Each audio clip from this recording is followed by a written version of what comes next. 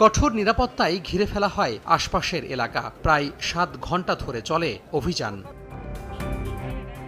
ঘটনাস্থলে ব্রিফিংয়ে র্যাব জানায় ৬৫টি শক্তিশালী বোমা ও বোমা তৈরির সরঞ্জাম উদ্ধার হয়েছে।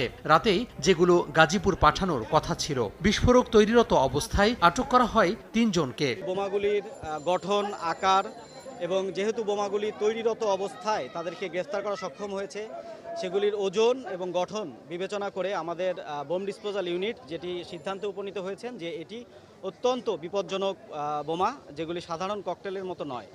মূলত এটি জর্দার কৌটাতে প্রস্তুত করা হলেও এর ভিতরে বারুদ, স্প্লিন্টার হিসেবে কাচের টুকরা, সাইকেলের বল, তার কাটা সহ অন্যান্য বিপজ্জনক বস্তু এর ভিতরে ছিল। সবথেকে যেটি গুরুত্বপূর্ণ এবং বিপজ্জনক যেটা মনে হয়েছে আমাদের কাছে, আমাদের বোম ডিসপোজাল ইউনিটের কাছে, সেটি হচ্ছে যে এটি ট্রিগার মেকানিজম। আমাদের আরজেস